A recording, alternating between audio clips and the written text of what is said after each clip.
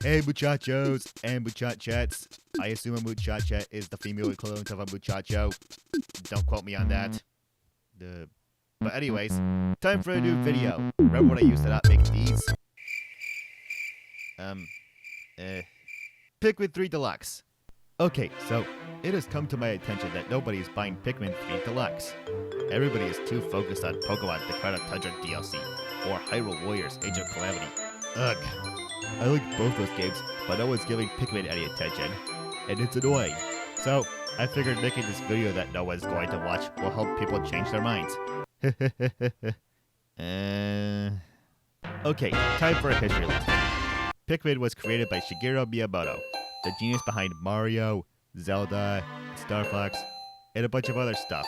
One day, when Shigeru was doing some gardening, he saw a line of ants marching past his feet into the grass carrying leaves. He thought to himself what it would be like to be a tiny person.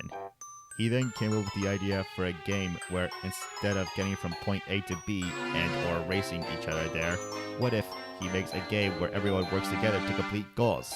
Originally, Shigeru was going to call it Adam and Eve. The idea of the game was two people make life together and you play as God, deciding what you want the people to do in a sense. Kind of like The Sims if I was to reference anything. The game got shelved because the idea seemed too boring. However, Nintendo wanted to show off that their new console, the GameCube, could have 100 sprites on the screen at a time. Everyone is familiar with this part of the story, but I'm going to tell it again anyways. At Space World 2000, Nintendo showed off a new tech demo called Super Mario 128. The demo featured 128 Marios on screen walking around carrying objects and stuff. Nothing ever came out of that tech demo, except it was the basis for creating the first Pikmin game. But we're not talking about Pikmin 1 today. I'll save that for another time. If you remember to read the title card of this video, unlike Karen from regular show, this video is about Pikmin 3 Deluxe. Originally announced in 2008, and then came out on the Wii U 5 years later. It was then ported to the Switch last week, only 7 years later, and still no sign of Pikmin 4. Well, that was a fun history lesson. But now, on to the actual game, and I think the best place to start is the story. Now hold on, I need to get into my epic movie trailer voice for this. In the deep reaches of space, there exists a planet called Kopai, and it's on the brink of destruction, because there is no food. Fortunately, one of the probes that they sent out managed to find a planet with food on it, PNF 404.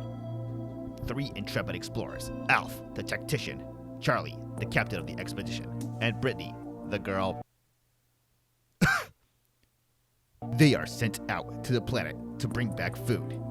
That's about it for the story. Some other stuff happens, like an unknown force attacks their ship, causing all 3 of them to land in different parts of the planet.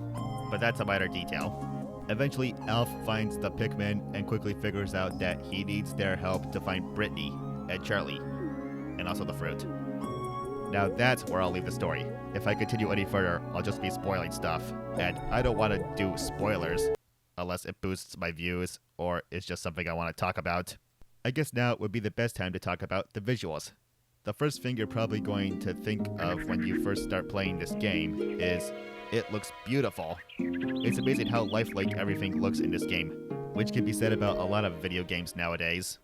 Okay. What can I say about this game that hasn't been said about every other game over the past few years? Oh, I know. The second thing you're probably going to notice when you start playing is how giant the world seems to be. That's because the world isn't big, you're just small.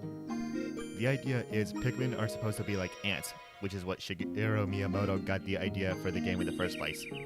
That means you're small, and there are a lot of giant creatures out there that want you and your army of Pikmin dead the second they see you. Also, everything you find in this game that can be brought back to your ship is huge and requires multiple Pikmin to carry it. So, do you have what it takes to survive in this world? That took a dark turn at the end. Anyways, now for the part that takes up most of these reviews, the gameplay.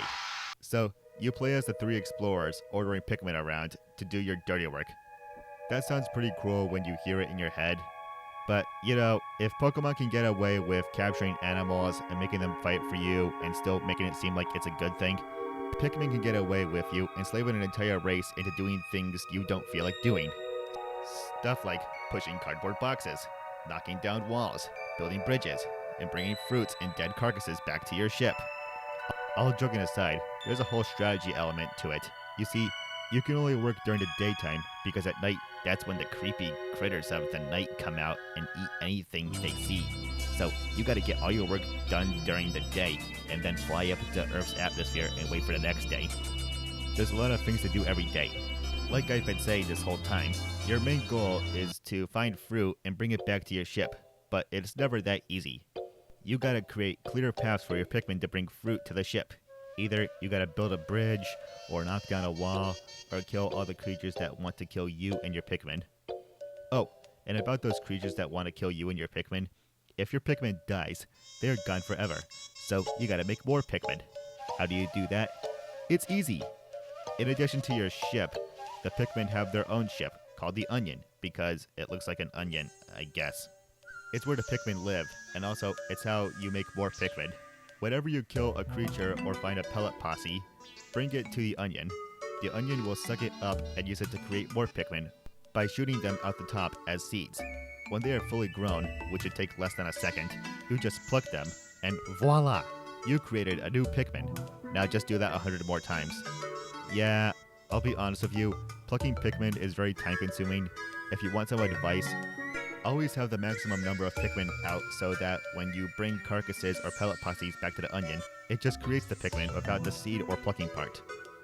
But anyways, all the things you do each day, creating pathways to bring stuff you find back to the base, all of that is very time consuming, and you don't have a lot of time before the day ends.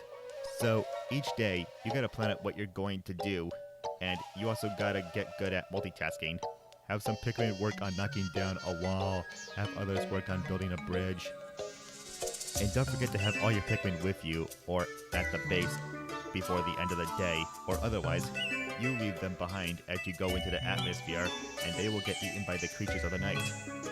Another thing, there is a limit on how many days you have. It's based on the amount of juice you have. Every day uses up 1 bottle of juice, and if you run out of juices, you fail the mission. So make sure to bring fruit back to the ships so that they can turn it into more juice. Going back to talking about Pikmin, there are different types of Pikmin with all different abilities. First, the rats. They're immune to fire hazards, and are much better at fighting than other types of Pikmin. Bring them with you whenever you're going to fight a tough enemy. Next, the yellows. They're immune to electricity hazards, which also gives them the ability to conduct electricity, which becomes useful in caves. They're also much lighter than other Pikmin, so they can move faster and can be thrown onto high ledges. Third, the blues. They can breathe underwater. That's about it. Whenever you have to get an underwater treasure, bring them. Then there are the flying, or pinks. They can fly, which comes in more handy than you think. They can go over most of the obstacles obstructing your pathway, which makes them perfect for bringing stuff back to the base. Last but not least, rocks. They're rocks. Throw them at enemies and they do a lot more damage, which helps because unlike other Pikmin who just latch onto the enemies and headbutt them until the enemy dies, the rocks cannot latch onto enemies because of their weak arms. So instead, they just run repeatedly back into the enemy until the creature dies. Or if you're using them to break down a wall, they just do that until the wall breaks, which doesn't do as much damage. However, rock Pikmin being rocks means they are really great at breaking glass, and there are a lot of glass obstacles in this game. Alright, I think I've said everything I need to say about the story mode. Like I said, it's all strategy. You gotta decide what type of Pikmin you need for the situation, and then you gotta plan out what you're going to do, and you need to make sure you have enough time to complete it. There are a few extra modes. First, challenge modes, consisting of treasure hunt. Find all the treasure and bring it back to your ships before time is up. And they don't give you a lot of time to bring back every treasure, so you better master multitasking if you want to go for those perfect scores. Battling enemies. Kill all the enemies before time is up. And just like the treasure hunt challenges, you aren't given a lot of time, but also, they don't give you a lot of Pikmin, so you gotta bring the carcasses back to the onions so that you can create more Pikmin. Finally, boss battles. Just fight the bosses from the story mode again.